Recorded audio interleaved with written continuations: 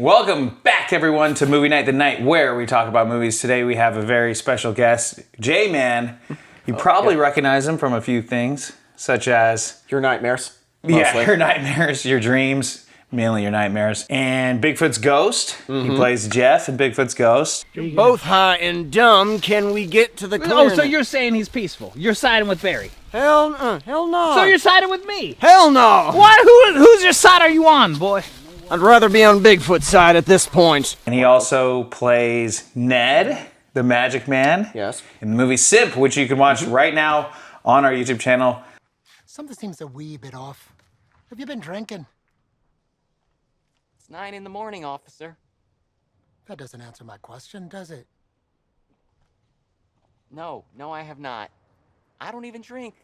I don't even like to drink. Neither does he. Neither do I.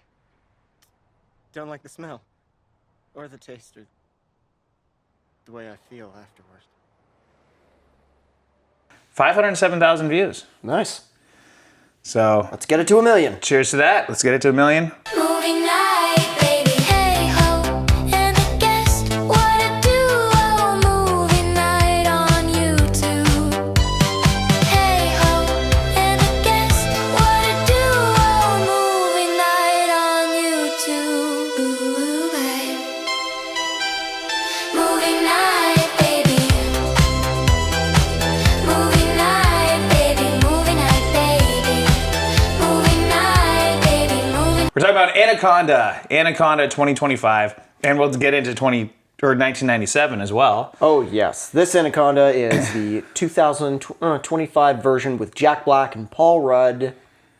Awesome. Okay, so this is actually the second time I've seen this movie, and his first time. Absolutely. How was it your first time? First time, definitely worth the ticket price.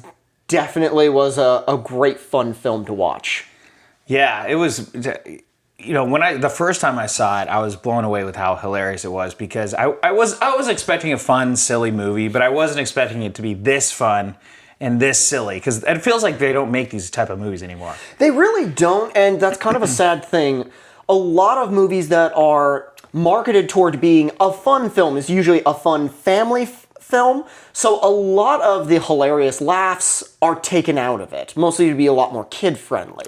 Right, or they go kid-friendly, or they're trying not to offend anyone, and it's not like they were trying to offend anyone in this one, but they did it in a way that was just funny, where they're not trying to placate people, they're not trying to appease just one type of audience. It was just, they were comically, just naturally funny together. I think their biggest saving grace for that was the fact that they didn't go into an R-rated movie, like so many movies like this that are trying to be comedic.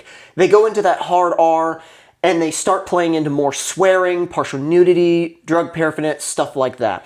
Which, I understand why rated R films would do that, but the problem is going too much into it takes away from a lot of the laughs. And it doesn't set up some of the comedy very Right, because well. then they just rely on cursing to be the laugh. And Or a nude scene. Yeah, so. or a nude scene. Or then there's the other movies that teeter that rated R. They Yeah. really push that PG-13 limit, where they're like really trying to get that, we're still PG-13, but they're pretty much R at the same time. Yeah, it's basically the same thing that Michael Bay does in some of his films, so that he can entice people. Not even joking. What? But, yeah. No, he shoots it like car commercials, because that's what he started doing with car commercials. With Transformers is, all the cars are sleek and sexy. So is Meg Fox, but that's another story. But in this one, going to a PG-13, they basically acknowledged, we know our rating, let's have fun within that rating. So instead of, you see some beers, and that's basically it. So they don't need to rely on drugs, they don't need to rely on alcohol, they don't need to rely on anything except the humor. And the fact that Jack Black and Paul Rudd made a really good comic duo in this. They were fantastic, and I guess they've been in things together. Like, they were in Anchorman, Yes. and they were in the same movie, but not at the same time. So I guess they've always kind of crossed paths, but not really ever co-starred in a movie, which is crazy to think about. You would think that they've been starred in a bunch of movies already. It would only really make sense. Because there's that Sean William Scott and Paul Rudd movie where Yes. I Love You Man or whatever, where I think feel it like was I Love You Man. if that was this duo, that movie would have been a lot funnier, I feel. True, but at the same time, without Jack Black, it would have taken away from his character. Right. 'Cause when you look at Jack Black's character in this movie, he has personality of being slightly eccentric. And I thought that he was going to be the one that was more involved into getting people into this shenanigans, lying to them to get them there, and trying everything to keep them there. But he actually played a more down-to-earth and sensible character, and Paul Rudd played I'm having a bit of a midlife crisis with my career, so I'm gonna lie to you to get you all down here. Right, exactly. Normally it would have been Jack Black's character doing all this stupid things, getting them in trouble, doing the hijinks and pressuring them. But actually, fun fact, originally it was supposed to be that. They originally were casted that way. He was supposed to be, what was it, the names? Griffin.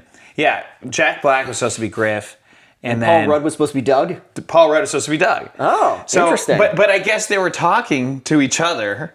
They were just talking to each other before they made the movie. They're like, hey, do you want to be Griff? Like, why don't you be Griff and I'll be Doug? And they're like, yeah, I think that would be fun because I think Jack Black said it would be kind of fun to be the straight character for once. It's the straight man. It's the Golden Girls treatment. Exactly. That's what I always say. No, Betty White and Rue McClane were supposed to have opposite characters, but they just said, you know what, I'm not feeling these characters. Let's talk, do our lines, switch up the roles, see what happens. The producer happened to be there, loved that they switched it up, and thought, you know what, we're going to work with this. So Jack Black and Paul Rudd basically did the exact same thing. You'd be surprised how many actors actually do that and make the roles far better. But yeah, so I guess they said that they didn't get permission from the director at all. They just showed up to set one day like, yeah, I know. And you don't need it. Yeah, you don't. But the way they did it, they pulled it off so well. And I had just watched the other night. I watched the Minecraft movie where Jack Black is full on Jack Black and he's full on quirky and wacky and all that stuff. And then watching this again, so it's like I watched Anaconda for the first time, and then I watched Minecraft, and I'm like, oh yeah, they're kind of the same character, but then I watched Anaconda again. I'm like, no, they're different characters because he's a lot more the straight-laced guy, and I could relate to Doug so much, that character, and it is that thing where I've edited wedding videos, and it is like that. It is very much like that. It's very much, I don't want to wait for my life to be over. Yeah, exactly. I want to end it now. Yeah, right. Yeah, exactly. It was brutal. You're working with people that just don't appreciate it, or they're spending way too much money on the photographer or too much money on the flowers that are going to be dead the next day. I know how you feel. Some of the work that I do, it's not exactly fulfilling when you have people who, they overhype something so simple.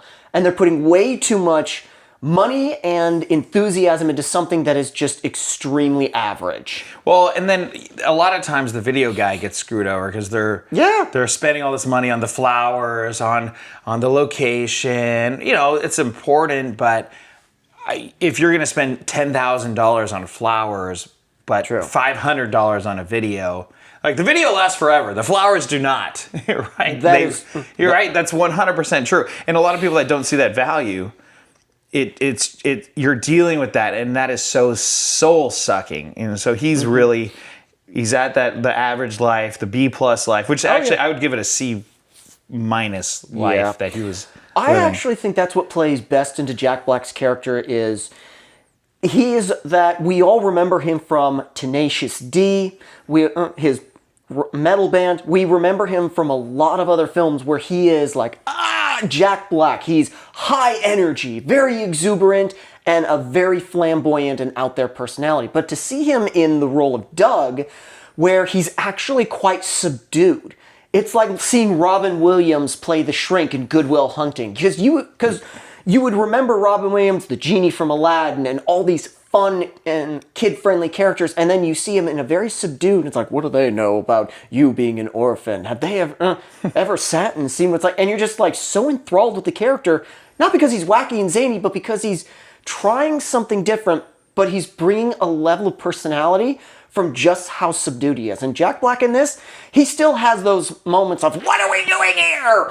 Yeah, he does, but it fits in that character. It fits with not just the character, but with the moment. The moment is, you need to scream and you need to have some energy. But when it comes to him sitting on the couch with his wife, it's like, I don't know. Him being that subdued person is like, huh, interesting. And I love how he does bring more personality into just kind of watching a film with his kid. And you can see the look in his eyes of how, you know, how happy he can get from watching something very old and then thinking about where he is now. You actually see that in his eyes, and you actually kind of feel more, like you said, you relate to him a lot more. Yeah, yeah. Well, I relate a lot more because as a kid making silly videos in his parents' backyard, and were Lego videos, and literally we made a video that's very similar to in that called the Quatch. But even earlier, I made this movie called Goblin.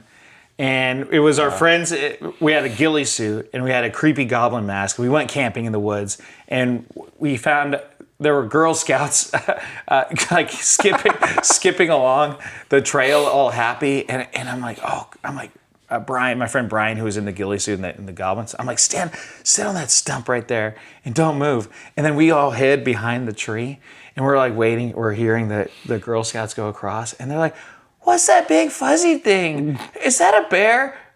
It just moved. What is it? And Brian gets up and is like, rah! And they're like, ah! And we actually filmed it and we got it. We put that in the movie. Funnily enough, the year after, we go to film Goblin 2. Same group of guys. We go to the same camp setup. It was around Sly Park area. I kid you freaking not. Same Girl Scout troop. They're like, you guys are there from the movie. And we put them Girl Scout Troop 187, which we didn't know the actual number of the troop, but that's early YouTube days, like right when it came out. So we were I was a college freshman, I think. So anyway, I relate to that. And then you look back on it, and it's charm, it's funny. Oh God, you say this, it's over the top acting. We had the thing like, Chauncey, where is he? And we're throwing the sunglasses off, like, where the hell is he?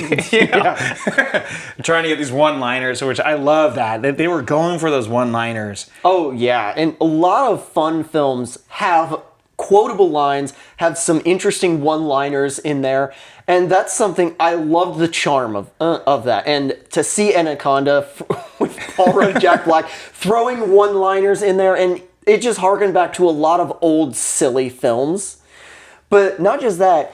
Speaking of old silly films, 97 Anaconda is a pretty silly film. Like but it's entertaining and it's over the top, and there's characters that you love to hate and characters that you. And the fact that they reference it right in the film, where you just see a poster, the original Anaconda poster. When you can't breathe, you can't scream. I remember that the theater tagline. I remember all those from when I was a kid, just seeing Anaconda 97 with. John Voight?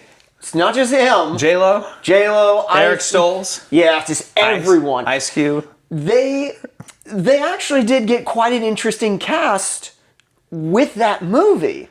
So to see them say, like, we're going to recreate Anaconda, and like, Anaconda with John Voight, Ice Cube. Yes, that Anaconda. Yes. And if you're a movie guy like me, and I love horror films, I've seen all the, if there was ever a snake movie or Anaconda movie, I saw it, and trust me when I tell you, there's been so many off-brand sequels to the original 97 Anaconda that have just been kind of horrible. Yeah, there's been, 5 or 6 or 7? Close to 7. 7. Yeah. That's crazy. And have you seen all of them? I have.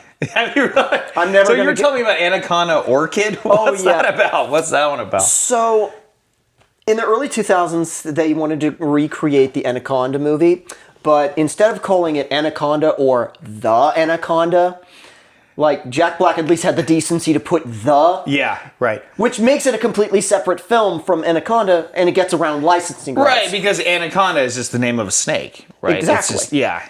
Well, the thing is Anaconda blood orchids, Blood orchid. Okay. Yes, that was the name of the title. Blood Anaconda orchid. blood Okay, that's a orchid. different blood orchid. Literally has people going into the jungle to hunt down this rare flower that could hold the secret of immortality simply because ingesting it or whatever can extend your life or whatever. Even though the actual biology behind why we grow old is quite literally your cells are just saying, yeah, I'm not going to do it. I'm not even joking, that's it. Oh, wow. So this blood orchid is supposed to rejuvenate your cells, basically giving them, here's speed, get back to work. And they go in, and they find out that there are these anacondas that are nesting where the orchids are and eating the orchids. So the anacondas are living much longer lives. Wow. And if you know anything about an anaconda, they don't stop growing until they die. And Wow. anacondas that keep living keep growing, which means they're going to go after more food. So What's the name of the snake in Florida that they literally called a infestation? Oh, pythons. Pythons. Yeah, Yeah. pythons. Those get pretty big too. Pythons were brought over from the Amazon. I don't know. I can't remember if it was accidental or intentional, but they're an invasive species over there. Yeah, invasive species. That's right. Because like one python can give birth to 1,000 babies or something crazy. So it's really hard to. I was watching this documentary about it where they had this whole thing about however many pythons you can hunt, you get a cash prize or something. I think the winner got 47 or something like that. So it barely put a dent in the python thing. Oh yeah, Florida, Georgia, and Mississippi, those places have bounties on muskrats, pythons, and certain types of reptiles because they're an invasive species and they're terrible for the environment in general. And that's the thing is like if one predator goes in there and kills everything else, then that's that ripple effect that those other predators that have predators aren't going to get those. But it's also that one predator that's the invasive species is going to propagate and kill off the rest of the animals that are equalizing the environment. But the problem, anacondas are not like that. Yeah. Anacondas, when they eat something, they immediately go, they immediately go take a nap. Yeah. They immediately go take a nap. Yeah. Yeah. Pretty much that the only time that they regurgitate their food is if they feel as though they're in danger and they kind of just like, bleh. Yeah, take it. And interesting. Because they can't really move very fast if they're... No, they can't. I remember we used to have a snake. Had a snake and they would eat a rat. And it's so crazy. You'd see this big chunk just rolling down their body or their mouse. Like this big mouse like this is just expanding the whole snake. You just see it just going through slowly. They die. It's crazy. They just eat it whole, swallow it whole. Or a goldfish. We fed a goldfish. Yeah, they'll eat most things. But... in the original blood orchids, literally you could play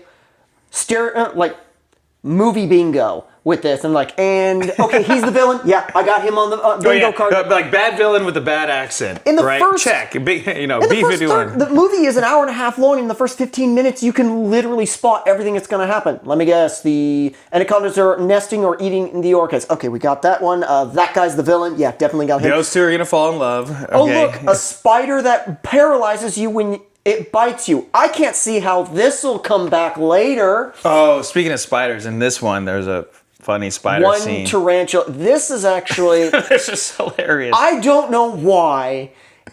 In Jack Black's Anaconda, this scene was one of the funniest scenes. And it's triumphant music. And it's something that's like, why are we celebrating this?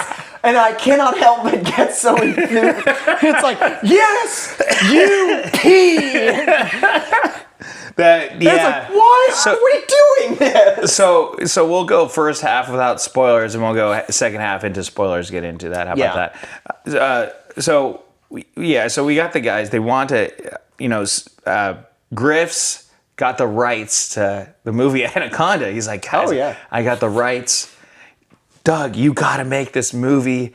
I'm going to star in it. You guys are going to be in it too. You get the band back together. You got to direct it. Right. You direct it. You're going to be in it. You're the love interest, And they're in. Steve Zahn's character is like, I'm in. He's like, what? How are you in already? You don't even know anything about it. That was again, that harkens back to what I was saying. Jack Black is trying to play the straight man in this. It's like, He's got the wife, he's got the kid, he's got making wedding videos that he doesn't like. Oh, sorry, films. You're right, films. You know what was funny is like the first time I watched it, it was hard for me to picture that. I'm like, that Jack Black, really? He's the one saying no? He doesn't want to do it? Because it's Jack Black. We're expecting him to be the one pitching It's it. going to be crazy. We're expecting him to do to basically say, we need this. You need this. But instead, we got Paul Rudd. Paul Rudd doing that, which, by the way, him as an actor is hilarious. I know. He's like, yeah.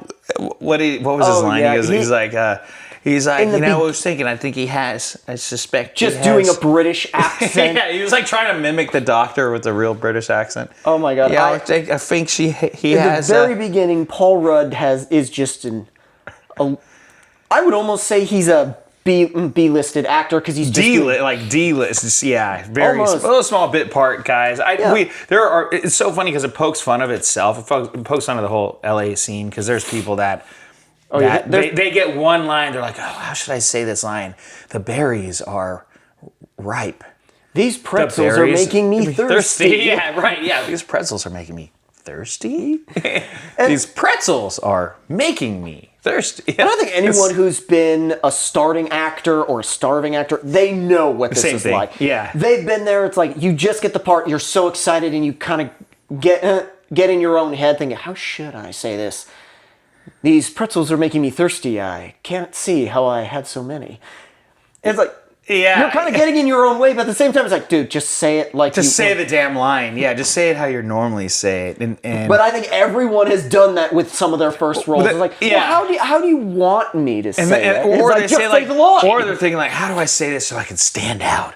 So maybe people are gonna be like, oh yeah, that guy that says the pretzels are making me thirsty. Like, I want that guy. Oh, trust me, I've done some background roles where I've learned real quick if you just had even one word in there, you get an extra paycheck, but at the same time, it's everyone trying to stand out. So you're not the only background actor. Oh, yeah, or there's the background actors that are terrible background actors because they keep looking at the camera and they're like, if it's a party scene, they're like, yeah! You know, in the background, it's like, or dude, the ones who are just coming in the room. Oh my gosh. And Yeah. Oh my God, because it's harder. Because people think, oh yeah, you're just a background actor. All you have to do is be background. Or they're two people eating behind the main characters where the cameras are, and they're like, you know, and they're exaggerating. You know, you can tell they're miming. They're not actually saying anything, and they're over exaggerating everything just because they want to get attention away from what's going on. And that's a quick way, guys. Quick note. That's how you get fired off a set. Or if it was me, I had one time I was working on my buddy's film. And there was one guy that just always wanted to be closer to this one girl. He was this older guy. He's like, oh yeah, you know, Betty, you know, oh yeah. And it's like we're in this vampire club or whatever. He's like, oh yeah, you know, it's a dance scene. He's like, oh yeah. He keeps going. I'm like, oh, you know, Joe, you can actually your character will be really good over here, this way, over here in that just closet. stay there. And the girl's like, Thank you. She's, because it's distracting and it's weird and like, dude, come on, you want it to be feasible. Yeah, we're in a vampire club and it's over the top, but still, you can't have these people try to take over and do their own thing. And I think that was one of the funny parts about Paul Rudd's character is he was being over the top and trying to kind of take over the scene, not intentionally. Oh yeah, exactly. Yeah, and that just really kind of made me laugh. How he's one of those fallen out actors where it's like, I moved to LA, I did the acting thing, but my roommate is a 70-year-old man. I have to go to Trader Joe's to feel air conditioning, and I'm just sitting there going, I feel personally attacked right now. There is that point where you move to LA, you go, you're bright-eyed and bushy-tailed. You land a background role. You land a part. You land a couple lines on a show. Oh my gosh, that's exciting. And then you get months of no work. And then you get years of no work. Then you have to get a regular job. And then you get so jaded with trying so hard. You go to all these auditions. You don't get in. And then you finally get one. And then they cut you. Or you get in there. You got a big part and a big line. And then they cut your scene out. And it's devastating. You're telling everyone, oh yeah, you can't wait to see this movie. watch this Hulu show at 9 p.m. I'm in it. I'm in General Hospital. This scene, I'm a big character. And then you watch it and it's like, they cut my line. They cut my whole character. I'm not in it. They're like, oh, I thought you were in it, buddy. You're like, what? Well, I was. They must have cut me. It's a tough business. I mean, being an actor, and I like how they poke fun of that at the same time. They show that he is a real character. Oh yeah, they're giving him the makeup chair, just dashing the eyebrows, and he's trying to do the facial warm-ups, and every actor has done those facial warm-ups. Oh my gosh, yeah. And sure enough, what happened? You're thinking, oh, he's got a B-part role. He's like main character, because this is Paul Rudd we're talking about, and it's just a simple like, well, the tests show that, and that's all he has to do. Yeah. It could be Valerium, but and then he's like, no, I had already tried that. Yeah, and that's it. Like that's and he's taking it so seriously. There was the Jamie Kennedy thing that I showed you that one time. He's like, the line is, I don't think so. You're an alligator. Okay, you're an alligator. You're saying, I don't think so. Oh, yeah, that got me. When I first saw it, I could not stop laughing. He's like, I don't think so. They're like, oh, that's perfect. That's perfect. Like, let's just do one more for safety. He just keeps telling him to do one more. He's like, puts him in an alligator suit. And that poor actor's just like, I have no idea what's going on. Yeah. And he's we put him in the lobby, and he's still practicing. He's like, I don't think so. I don't think so. And there's like other people looking at him like, this is kind of Nelly. And then the other guy comes in. He's like, yeah, Gary. He's like, Gary, come in. And then the guy goes, these tissues are really soft. And he's like, Gary, thank you. We're done here. Get out of here. Yeah, you're done. It's like, what? The guy's like, what? He was like, great working with you, man. Yeah. Barely shows any emotion, but with the other guy, great, loved it. Let's try one more. Yeah. When Paul Rudd goes through that whole thing, you kind of, if you've ever been in the acting industry, you feel for him. And I think that's one of the things about this Anaconda movie that very interesting over every other Anaconda movie I've seen. You can actually kind of relate to these characters. You can relate to Jack Black's character of, this isn't the path I saw myself doing. I have a loving family, nice house, and a decent business, but is this the life I wanted to live? Yeah. Is this the life I wanted? He's like, I wanted to make movies, And Paul Rudd's like, I'm out here trying to make movies, but just not getting there. And when you look at all his other friends, you have, I can't remember his name. Steve Zahn or, Carolyn? Carolyn? I think it was Carolyn, yeah. Carolyn. I think so. Well, I don't know. Carolyn recently divorced, went to law school, and you find out through her conversations, she didn't want to go to law school. Kind of pressured into it by her parents.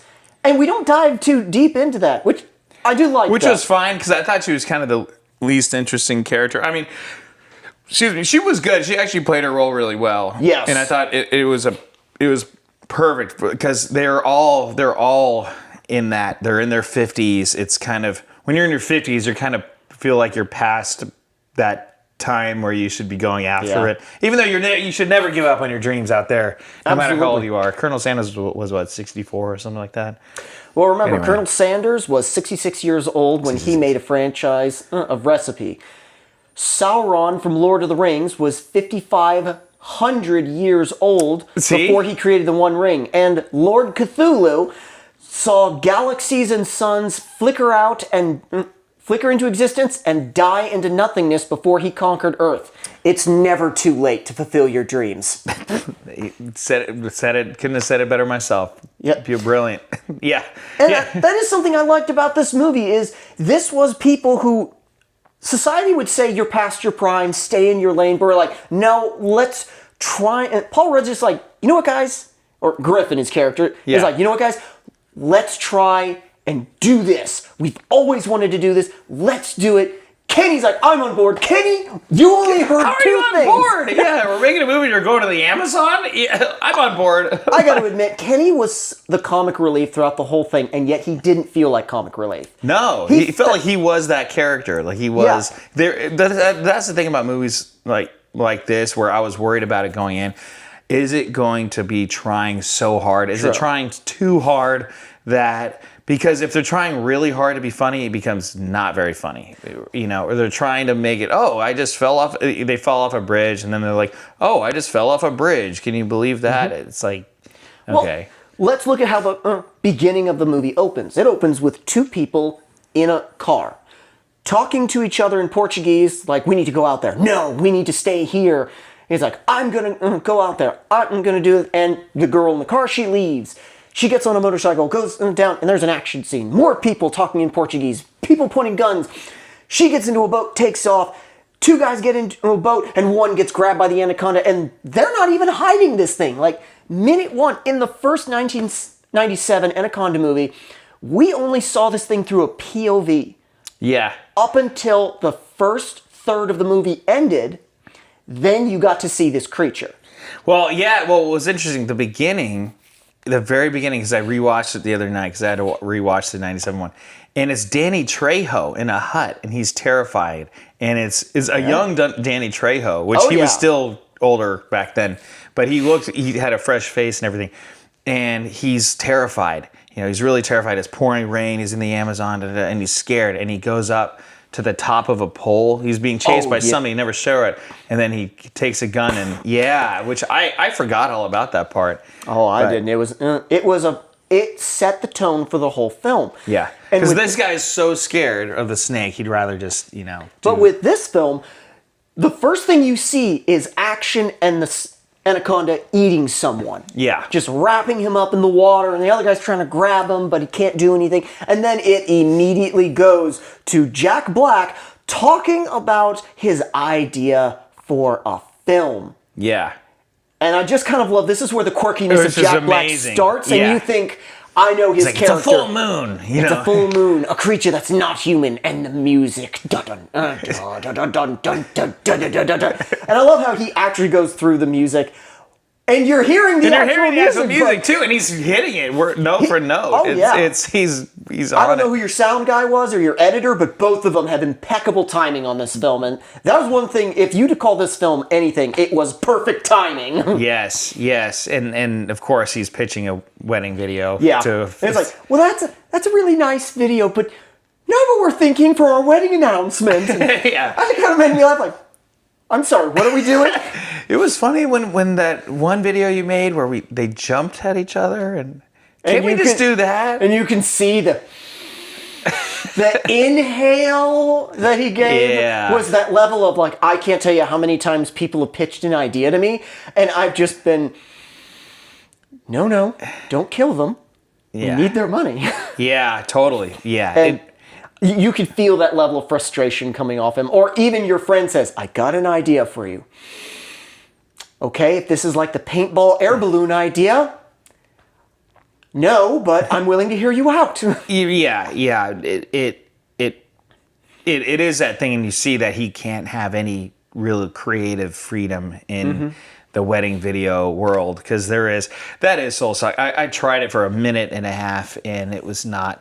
I always kind of joke, if I was smart, I wanted to get a bunch of money. Yeah, I would do wedding videos, but my soul would be crushed. I would not be as happy. And I like that. That's actually how Jack Black does feel. Even the guy, even his dad comes in, who owns the whole. Was that his dad? I assume so. It was never really established. It wasn't really. That would be my only complaint. There's like sense. 3 characters that in the whole thing that were never established as to who they are.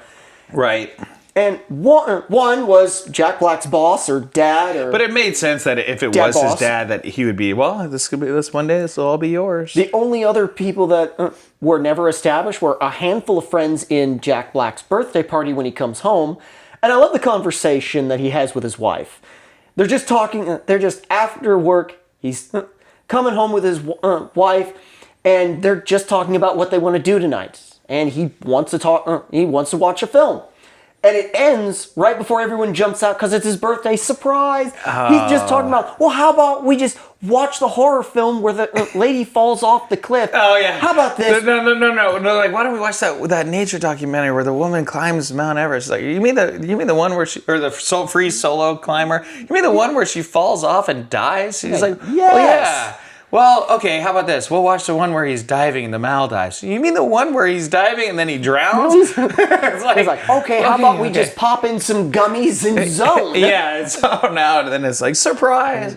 That was so... you guys. You guys. And that was funny because I love seeing that. I'm learning with this movie, literally every line was leading to something else. Where Yeah. she was like, "Come on, it's your birthday. Why don't we go get a beer somewhere?" He's like, "No, I want to." She's like, "We used to celebrate. You used to make me celebrate your half birthday. Now you don't want to celebrate at all." He's like, "No." So it shows that spot where he's at, where he doesn't want to even celebrate his own birthday. He's staring down the barrel of a midlife crisis, and this is the calm before the storm.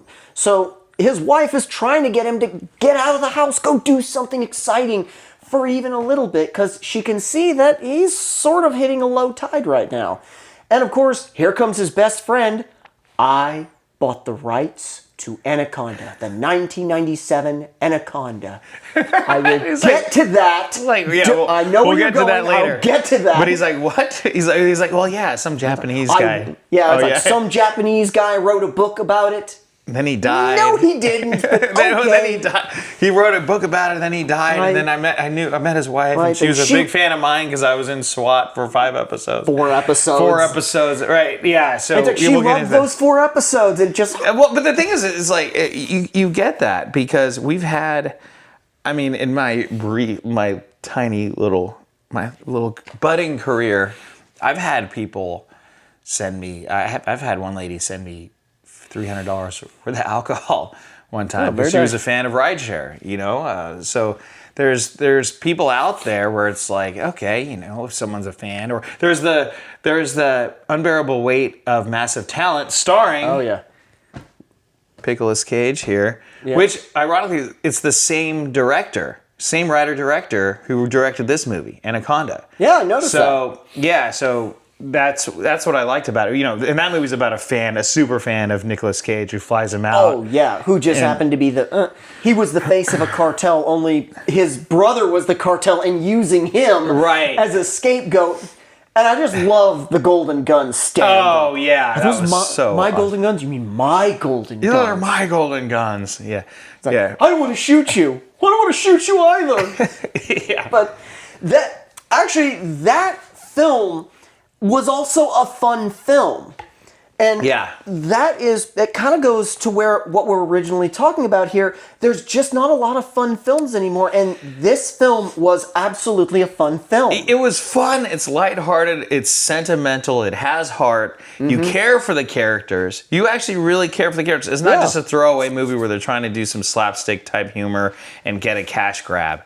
But now that we've gone far enough in and we can't go back, we do need to talk about what Paul Rudd's character was. The spoiler? Okay. Yeah. All right. Well, okay, so should we rate the movie before we go into spoilers? I say let's do it. We spoiled enough already. Or should we say, you know what? Make them skip to the end to give us the... You know what, guys? Okay, go to this timestamp to avoid the spoilers. If you haven't seen Anaconda, go see it. Just go see it. And then if you want to know our rating at the end, go to that timestamp and figure out what I'm just going to tell you to go see it. But, okay. Anaconda. All right. So it had a bunch of twists and turns that I was not expecting. Yes. If you guys have all watched this movie, we can have this great discussion now. Yeah, which starting off, luckily I didn't see it in the trailers, or I didn't see it before. The scene where Paul Rudd and the snake, and he's like, Doug's like, Jack Black's character is like, just move an inch closer. He's like, I don't want to. Like the snake's right there. I don't want to. He's like, no, come on, move. It's like, no. Like he rolls over. And the snake falls. Right into the end. Oh my gosh. I noticed that in the audience, there was a turning point in the audience. The audience, like you and me were laughing throughout from the beginning till that part. But at that part, that was kind of like a linchpin for the rest of the audience to really get into this movie because everyone laughed. They were like, everyone's laughing like, what? Because you're not expecting that. You're thinking that they're going to go on the movie without anything going on. It's like, okay, maybe this little juvenile snake is going to be the biggest problem here, or it's going to get eaten by the larger snake, or maybe it's going to go missing and show up later. Right, Like, Hector, there you were. Exactly. Like, I was thinking, okay, he's going to try to eat someone, or he's going to go bad because he gets loose before, and then he goes after that bird and eats the bird, and not him. I was thinking, okay, but you're not expecting that to happen. Or another snake would come in and eat that snake and then take over, right? You don't know. A multitude of things, but that's not what happened at all. No, yeah, yeah. So he's like, which the snake handler, by the way, was it Santiago? Santiago. God, I loved Santiago. I love that guy. The actor who played him got this type of character so well. So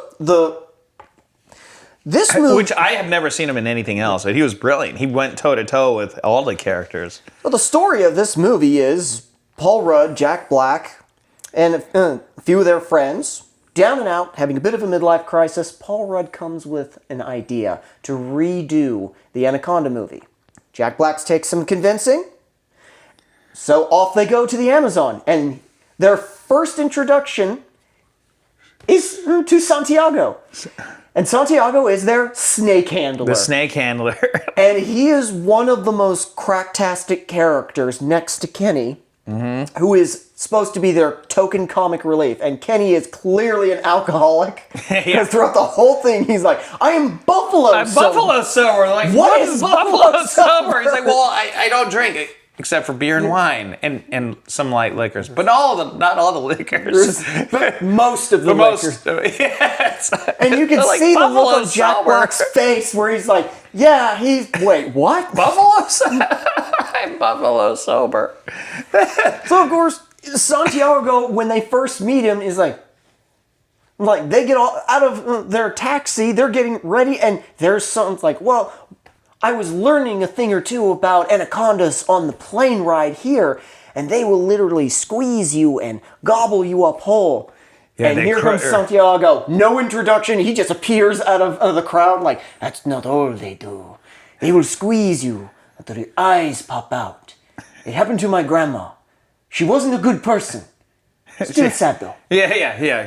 She wasn't a good gamer. It's still sad though. No, I love when. I was like, I'm sorry. Who are you? After the snake dies and they play that sentimental music. Oh my God, yeah. And then after Griff's like, I'm sorry. They're like, get him out of this room. Get him out of there. And he comes back. He brings him a beer. Hey, do you want to have a beer? He's like, no, I'm not ready. Here, have a beer. And then he's like, come on. And then he's like, hey, I can relate, man. I lost a friend once. He's like, was he a snake? And he's like, no, he was a human person. Well, that still is bad, though. It still sucks. When they first meet Santiago, he's like, I'm sorry, who are you? Because he's just being this weirdo. Yeah, he's being this weirdo. He's like, oh, I'm your snake guy. And he's like, oh. Oh, you're a Santiago. Okay. Well, the thing is, like, when I thought when they were going to film it, I thought there was a little throwaway line that Jack Black said that I didn't really pick up, because I thought that they were going to say, get a rubber snake. I thought they were going to go like the rubber snake route and try to do a movie with a big rubber snake, and then a real snake comes in and tries to, fight them or shoot him. Well, he did. I thought they were going to bring like this big rubber snake and have it be really fake, and then a real anaconda comes out. Like, that's where I thought it was going. But then they were like, oh no, we found a snake handler with a real anaconda in a box. Oh yeah. It's like, when I nudged you when we first saw Santiago, and it's like, I have my snake Hector, and I nudged you like 10-1. That's either going to be a ball python, tiny, or it's going to be a dead snake.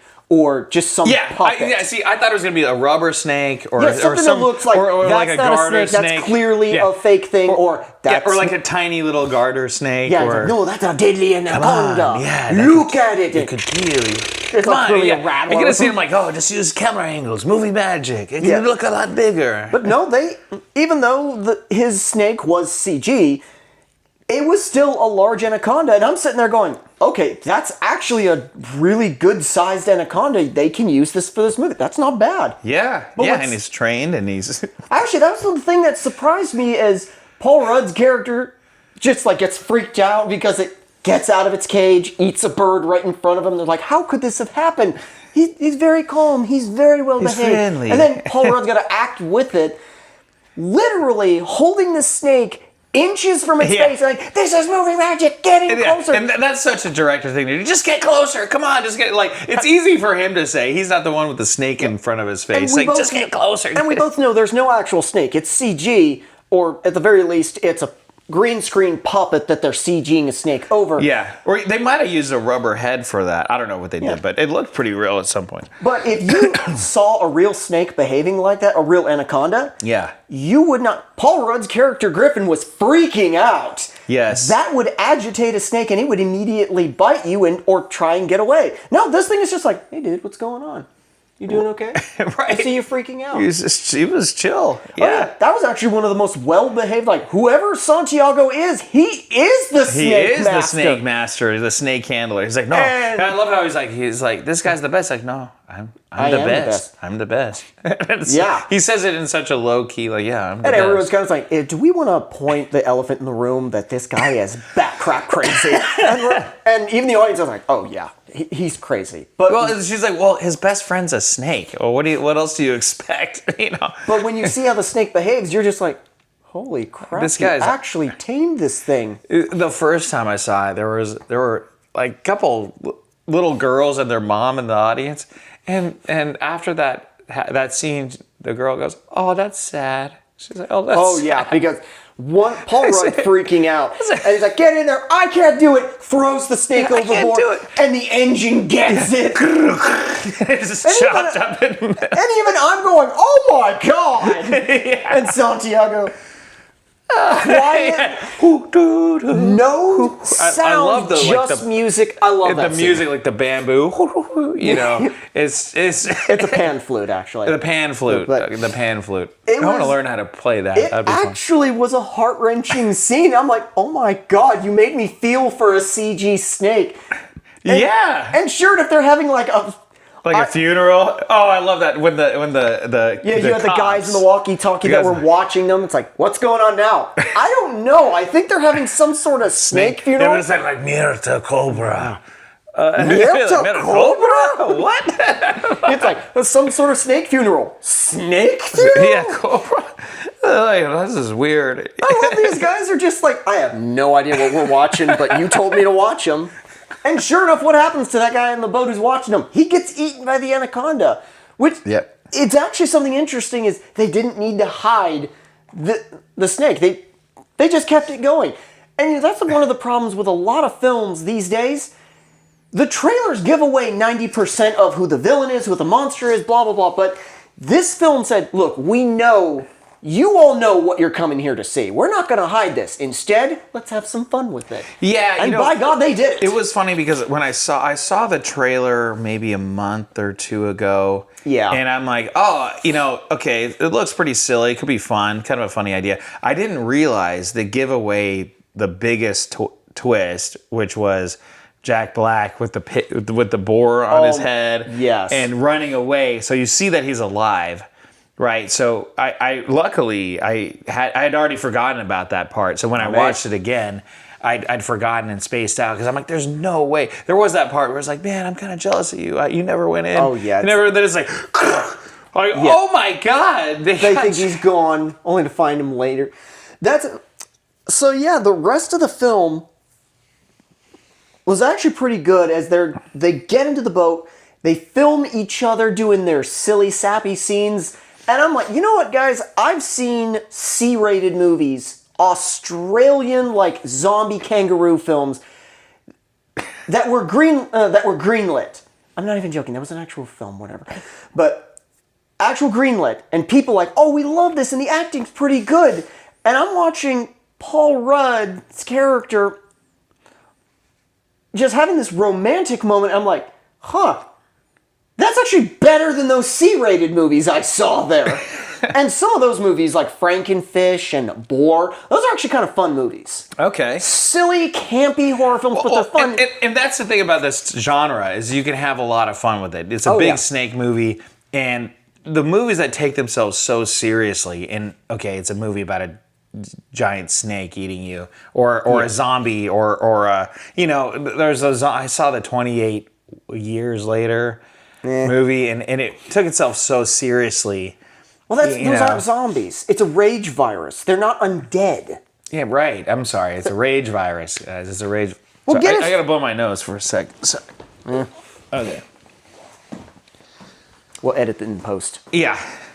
Keep them entertained. No, just kidding. Okay, good. That was bugging me. Okay. Okay, we are back. Okay, so, but... Oh yeah, we're good. Okay. Okay. Okay. So yeah, when you look at their campy acting within the movie, it actually was it was fun acting, and I'm like, you know what, I relate to that. Yeah, and it's endearing. It was. Yeah. They were taking it seriously, but it's so over the top, and they weren't. You could tell they were having a lot of fun. I think with this movie, you could tell they were just having a blast. And early on, they set up the romantic relationship between those two characters, and I actually kind of liked their relationship. Oh, I love that. They set it up in the very beginning when it's like, hey, I found our old VHS Quatch. And they're like, Quatch, you found it. It's like something they made when they were in junior high. And it was one of the most campiest horror films. Like I was saying, with a lot of those really campy films like Frankenfish, Boar, Bigfoot's Ghost, and just so many other... Bigfoot's Ghost, yeah. So many other campy films.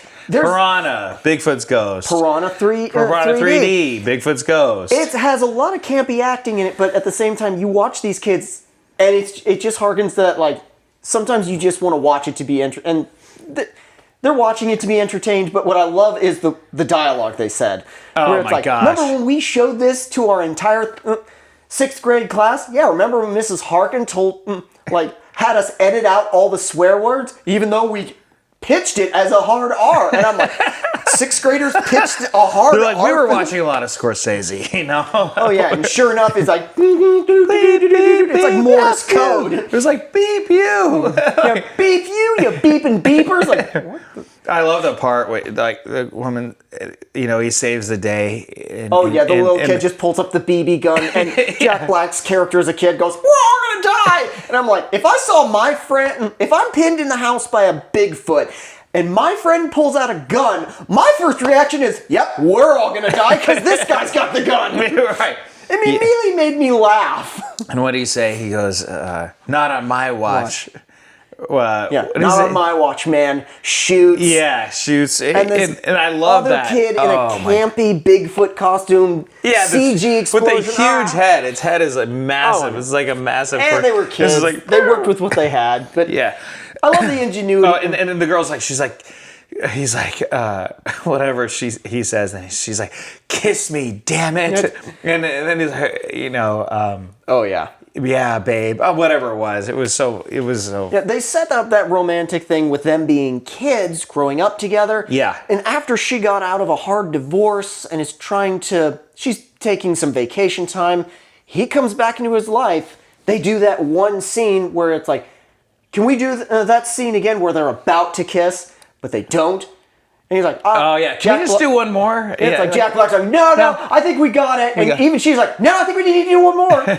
I actually didn't hate that. Well, there's that, you know, it shows that that character that they both like. It's not just him wanting it with her. She wants that relationship too. They both feel the spark, and they're both kind of loving being in this moment again. Because it's not just the romantic tug they both feel. It's being in this situation. It's going back to when they were kids, feeling that level of we're surrounded by friends, doing something we love, and doing something we love with the people we love. And them getting closer, it actually was very nice. And it was just a small moment in the film, because the rest of it goes to complete anarchy and chaos. Yeah. And you don't really see much of their romance, except in small, sparse moments. But it's because of that one scene, them looking at each other when they're watching their younger selves on the Quatch movie. Yes. You get a sense like, oh, these characters, they got something going on. Well, that going back to that Quatch and their screening in front of their family, their whole family and friends. This is when I got bit by the bug. My senior year of high school, my buddy Grant and I wrote this movie. We were writing this movie, planning to make it in the summertime. Yeah. And of course, we wrote this movie. It's called Joe Smith. It's about two guys that are too lazy to get jobs. So they decide to dress up as Mormons and ask for donations. so I can actually see that working as a South Park parody. I really can. Yeah, but dude, it was because it's second semester of senior year of high school, right? And so in class, we're just writing this movie. He'd write a scene, I'd write a scene, he'd write a scene. And then over the summer, we shot it, and we recruited all our friends.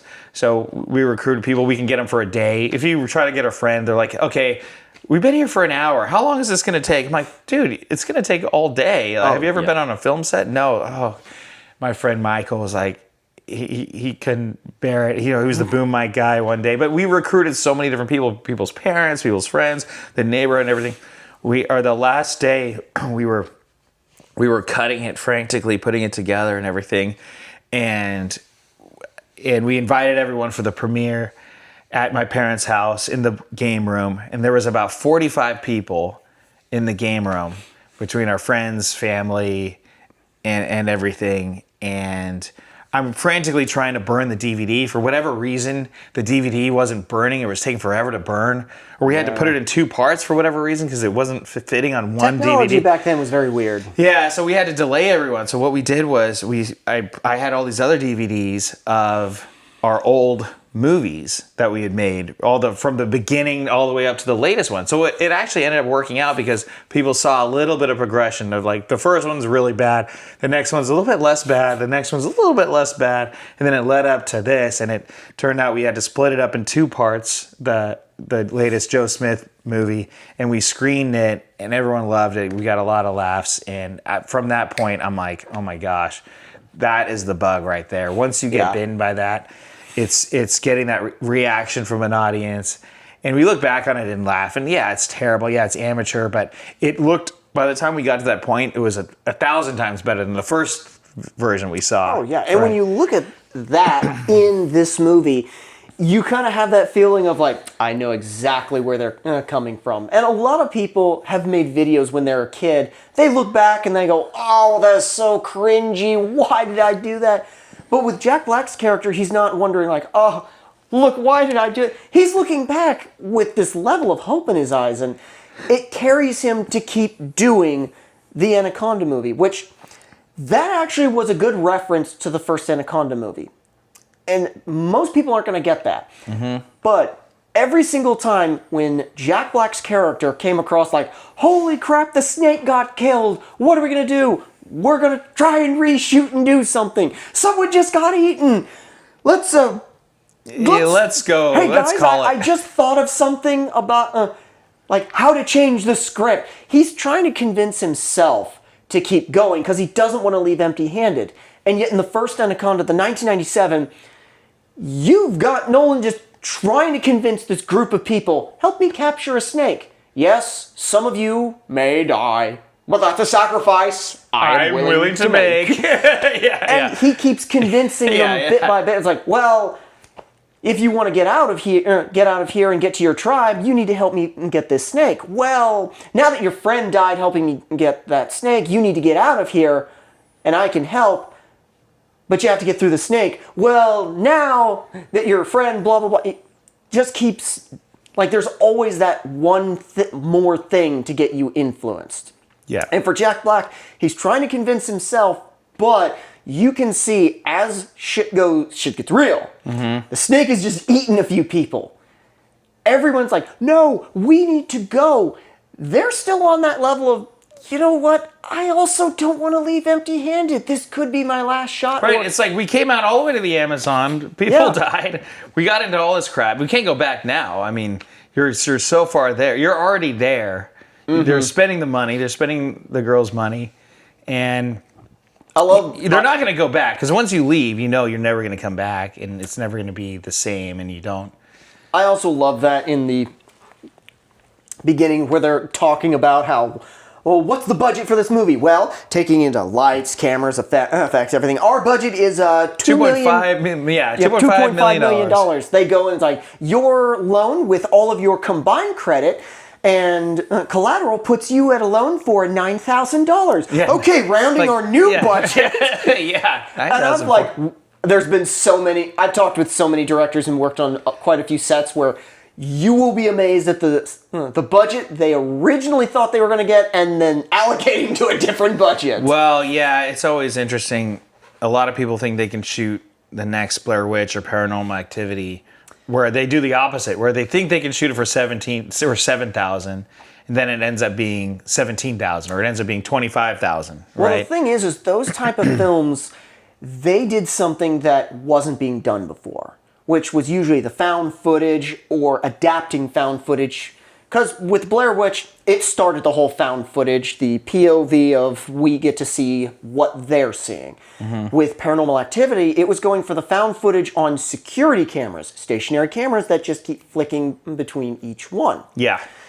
But with that changed the game. And a lot of people are assuming, oh yeah, I'm going to do the exact same thing they're doing, the exact same way, and I'm going to revolutionize. Dude, you're just doing the same thing. You're not doing that. And yes, they all worked with a shoestring budget. The original Paranormal Activity primarily worked with family and friends and an extremely small budget, and worked so well because of atmosphere. But then it got picked up by Paramount, and then they put in, I think, $100 million or they put in a couple $1 million for or like $50 million for advertising. They put in a ton of money for advertising, and then it made 175 or 200 million, something like that, which was game. I mean, that's crazy. That's awesome. That's actually something I did like how Paul Rudd in this film was saying, I bought the rights to Anaconda. Yes, which then you find out the big plot twist. He lied. Oh, yeah. He did not buy the rights, which I did not see that coming. I thought that, I was going along with it. Oh, he got some old dead Japanese wife's. I thought this would have been one of those things where no one cares if you bought the rights because I thought that too. Yeah. It's like- the one line that was pretty funny where he's like, who cares about IP? And then Jack Black's cares. Like, everybody cares about IP. But I'm thinking, like, do audiences really care about IP? Well, the audience doesn't care about the IP, but companies do. Right. Yeah. And that's actually something funny because I know for a fact Sony owned Anaconda in the very beginning. And he's like, I bought, and I was like, it was from a book.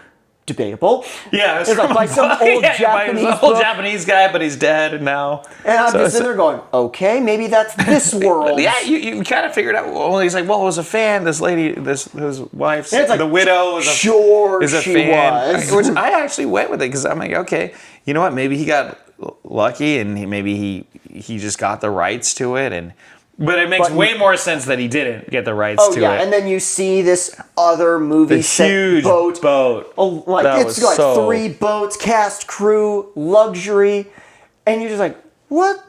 Hey, you guys making a movie? Yeah, I'm making a Anaconda movie. Did you say Anaconda? Like 97 Anaconda? Yeah, with Ice Cube? That kind. Looks like Sony doesn't have a lot of ideas. Yeah, and they're she's like the slow head turn. Yeah, she's like Hollywood, right? No original ideas. And sure enough, everyone slowly head turns to Paul Rudd, who's like, you're right. He's like, oh, look at the weather. It's See, I would have been like, what? They took my rights to the movie. They took me. I'm going to sue you guys. And then they're like, did you get, well, no. Rights, schmites, Why don't we call it Anaconda? D-U-E? D-U-H? No, dude. No. Yeah. But okay. So right after that, they get in that argument. Paul Rudd's like, I'm gonna go find the other crew.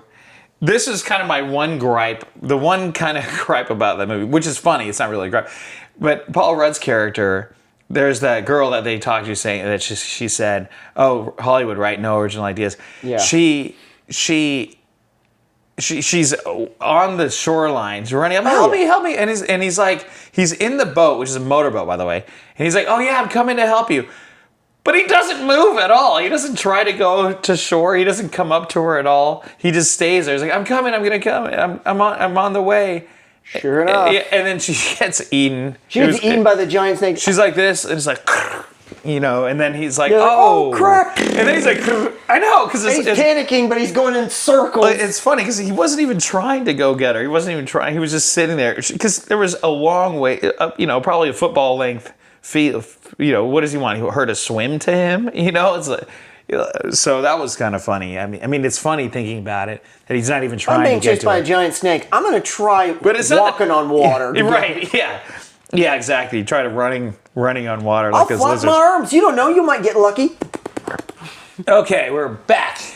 So I think one of the things that we definitely got to discuss is the end of the film. Yes. Because right after they see the boat come in with the Anaconda cast, crew, everything, you actually see them stumble upon the remnants of the entire set that they were going to do from the film. Which, by the way, there was like a 5-minute difference between when you see them all, and then Paul Rudd's character goes off, and then they're all gone, they're all dead. But I guess you saw him pack up. Maybe there's time there. It's more than likely a time lapse, but I'm talking about like the very end. Yeah, when yeah, they yeah. just stumble upon where they set up the pyrotechnics and everything. Oh, right. They get the walkie, and it's like, I'm sorry, what did you say? What was that?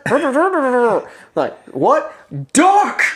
Turn around, the snake's behind them, and you see dual It's like, flame. Well, you know it's not J-Lo.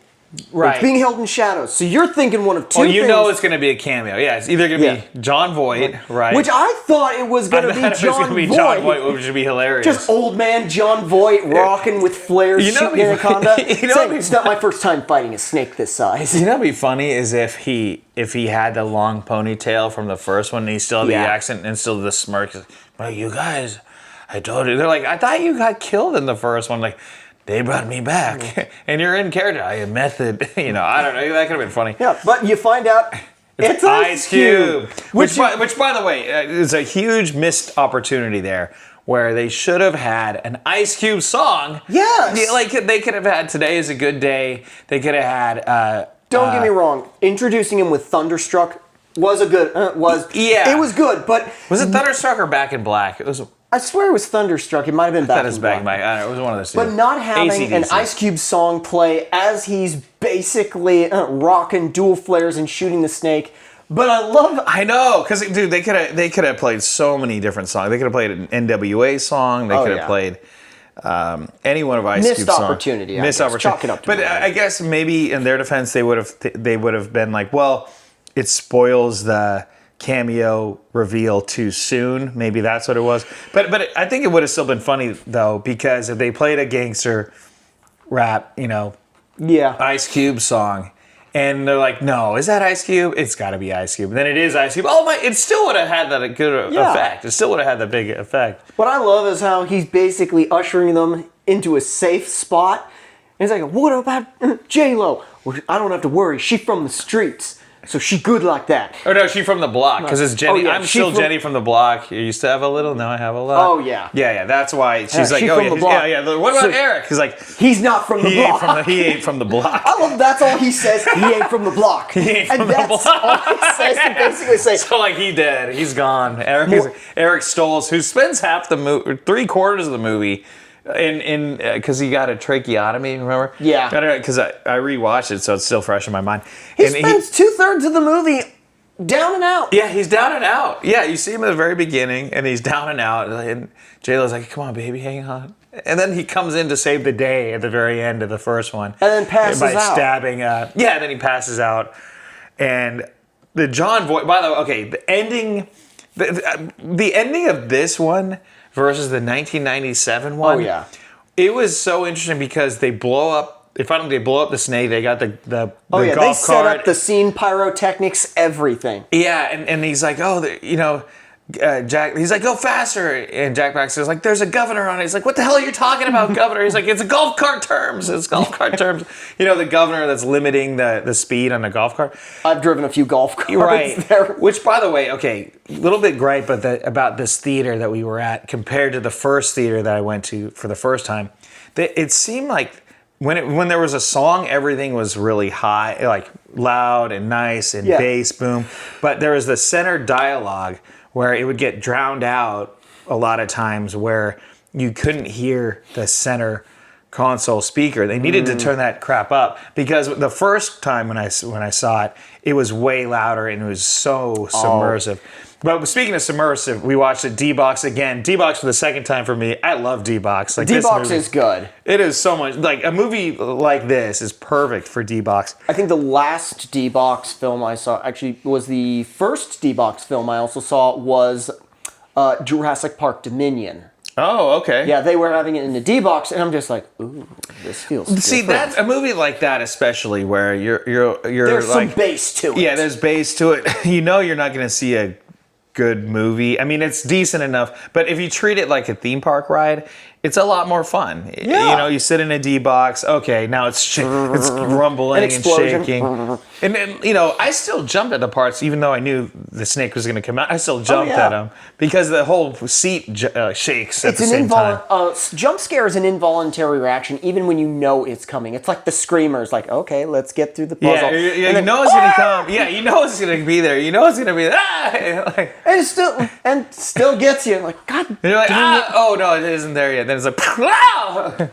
But back to the movie, I do like how they basically end the film with setting off all the pyrotechnics. The snake is still following them. The golf cart gets slammed, and they get into a corner. And the snake immediately just curls up next to some pipes, and Jack Black's like, we're all gonna die. But it's the way he said it, because he said it twice. Yeah. We're gonna die. We're all gonna die. The moment he said that, and I'm like, he sees the canisters down there. And it harkened back to the film. Which that was a good eye. Which the second, I didn't see that. First time I saw it, and I always spot those things. Yeah. I just nudged him. It's like, remember his VHS of the Quatch when he... Yeah. You said the canisters. Why the canisters, doesn't he shoot them? Oh, yeah, because... And I'm looking up. I didn't even notice the can. Even the second time watching it wasn't even. Oh, yeah, because when I saw it, they're in a dead end. Oh, look, there's some gas canisters. What if they shoot that? Because Paul Rudd still has the gun that Ice Cube gave him. Like, Yeah. here. Yeah, here you go. Why, thank you. He's like, I still got it hold next it like to a man, Paul. Yeah. It's like, thank you. He's holding it like you just offered him a baby kitten. Like, oh, thank you. And I'm like, dude, I have enough guns to know you don't hold it like that. Take it like a man. Like, thanks, man. Yeah, And thanks. you want to act cool in front of Ice Cube, don't do this with a gun. Right. Show I like how. Yeah, I love the part when he's like, keep it gangsta. Or no, he goes, what did he say? He goes, he goes, you're going after your actor. He's like, it's the actor's code. Respect. Yeah, Because now all of a sudden he's the same level as all them. I know, it's like Ice Cube saw him like, a fellow actor, respect. Yeah, man. right. Yeah, fellow actor, just And like it's me. Paul, just coast on this. You're never going to get calm anywhere. down. Yeah, that was funny when he's like, yo, don't post that. And then he posts it. Oh, yeah, Kenny took the selfies. But I don't know why he wouldn't post it. I mean, that was a funny line. It was just like a funny throwaway line. It was a funny little thing. Probably because everyone's disheveled and getting eaten by a snake, but this is the time for a selfie? Yeah.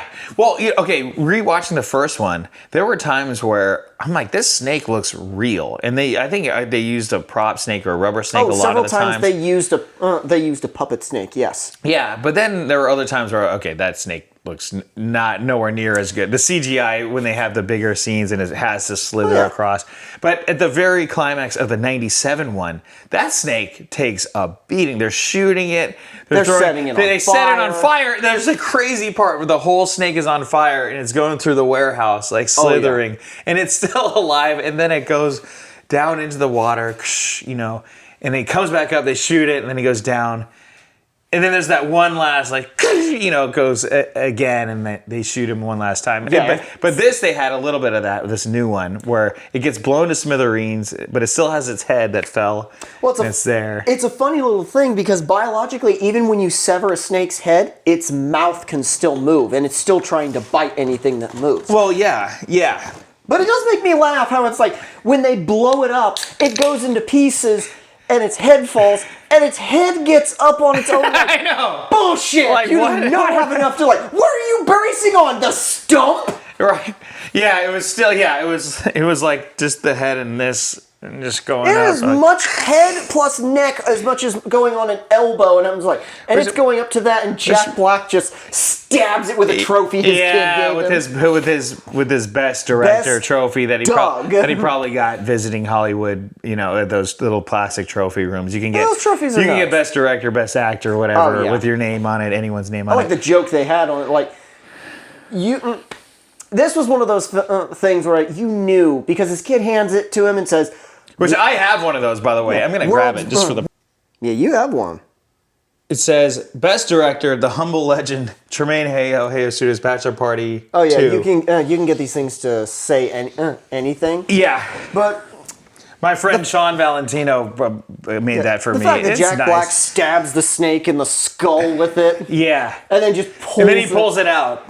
Well, to be Which perfect, that's a nice touch because you think you know. you think he'd leave it in Yeah, there. you think he'd leave it in there and then they could just get the heck out of there. But I like the fact that he pulled it back out because it is something that he treasures and it's a fun thing. We'll keep this guy here. But how the film ends, they do get the movie made with all the footage they got, plus all the footage of the actual snake trying to eat them. And you think, oh, they went into like Hollywood. Nope, Indie Film Festival. Yeah, well, okay, this is what I thought we would see. I thought we would see Steve Zahn's character be like, oh my God, I gotta film this, right? But we never saw that part. No, I didn't. You know what I mean? So there was a missed opportunity there because I'm like, okay, this is such an epic climax to their actual real movie that they're trying to make. And I thought we would have seen Steve Zahn be just like, oh yeah, or even film it on his phone. You know, there was that part where they were in the van and he was filming it on the phone. Are you getting this? Yeah. He's like, yeah. So there was that part where they kind of lose that aspect of, okay, there were other opportunities where especially with him with the boar on his back, he could have, there could have been Steve Zahn's character like starting to film it. Like, you're filming, you just focus on running. You know what I mean? Well, this is good stuff. This is good stuff, right? You could have done that. They could have, but I they think didn't that show it. would have Like, that was kind of missed opportunity because I think that would have made it a little too silly. Right. Mind you, it was silly enough. But I could have seen that happen though. There was a missed opportunity because then it would have been like, okay, maybe he did that in a bunch of other parts that could have tied that movie together where they actually get these what I big actually scenes. love was what Ice-T said when it's like Ice Cube, yeah. Oh, sorry, Ice Cube. When it's like we could take this snake out with the pyrotechnics. Well, how did your director want to kill the snake in the movie? I don't know. The writer never finished the script. Oh yeah, he's like, no. What? Yeah, he's like, writer's still on Act 3. Yeah, he's like, what? You didn't even finish the script? He's like, welcome to Hollywood, Buttercup. And it reminded me of Jurassic Park 3. Yes. They were filming as they were writing the script. dude, a lot of movies are like that. Oh, Marvel yeah. movies, almost every Marvel movie is like that, guaranteed. All those crap, they've got, doesn't matter, they've got hundreds of millions of dollars. They're like, oh, we need a new Pirates of the Caribbean movie due next year, which means we got to start filming now. We don't have a script. Well, it doesn't matter. We have the first scene. We got to start writing. It is crazy when you think about that. When they're putting all this money, time, effort, energy, money into this project, you would think that they would at least first have a freaking decent script, which costs nothing to write. You know what I mean? Or you hire a writer to write it. Oh, trust me, I've been through the notes process, because whenever you write a script or a screenplay, you go through the 1-year notes process. You send it in, and they send it back with some of the most unhinged note writing. Some stupid notes, yeah. They're like, oh, I think the character's car should be blue and not green. It's like, or my favorite, say here on page 15, she's eating peanuts, but on Act 3, on page 91, she's wearing a hat. Can you tell me what's going on here? Yeah. Wait, why isn't she wearing a hat in the other scene and eating peanuts in the other scene? Why don't you have them switch? It's like, that doesn't matter. You know what? I think the name should be Charles, because I had a great uncle named Charles, and it should be named Charles. It's like, his name's Luke Skywalker, okay? It's not going to be Charles. But when you go through the revision, a producer and a director is going to want an ending to it. But how a lot of films are made nowadays, it's just, well, we already got the green light, but you don't have an ending? And it's like, oh, we'll find an ending. What? But I do kind of like how that reference, there were a lot of references to real life on how Hollywood kind of works, and it pokes fun at it. Yeah, that's what I like about it, because it's self-aware and guaranteed. Both Jack Black and Paul Rudd have been part of those. I mean, Paul Rudd was part of Ant-Man and all those movies. Oh, yeah. So guaranteed those movies were similar like that. A lot of those superhero movies were, or they rewrite it halfway through. To end it, though, I do love how Jack Black characters, Doug, just knocking on the door, hey, I'm coming, just right after when the movie's over, and they got it going to the indie festival, and it's really popular, opens the door. It's J-Lo. J-Lo. Jenny from the block. And you just hear almost this level of annoyance in her voice, but you can't quite tell. It's like, are you Doug, who made the the unlicensed Anaconda movie. Without permission. It's like, not only is it non-licensed, it's without permission, too. It's almost like he's starstruck, but at the same time, that level of like you wanna the little say, kid who knows he's in trouble. Yeah, you want to say no, but you know he's caught red-handed. I saw it at a film festival. And I loved it. I loved it. We're planning on redoing it. We want to know, do you want to come direct it? I'm sorry to say, but feigning was the only thing you could do in that moment. Exactly, and that's the funniest part because you want to. Because if you would be like, yes, and he starts dancing in the streets, that wouldn't have been funny. Or if he just like slams the door in her face, nope, just faints. Right? Yeah. Another movie that's about making a movie. That's my favorite movie about making a movie. Until this one, maybe, is Bowfinger, and Steve Martin's character. It tells all his actors where they make the whole movie, and he's like, you know what, guys. One day a FedEx driver is going to come up and he's going to deliver a script, and it's going to be delivered a script with a big Hollywood budget, and that's going to happen. Right. So at the very end of Bowfinger, I guess spoiler alert, but Bowfinger is another really funny movie, Eddie Murphy movie.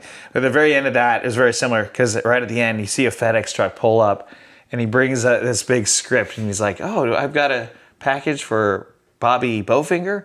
He's like, oh, that's me. He reads up and he's like, it's a script.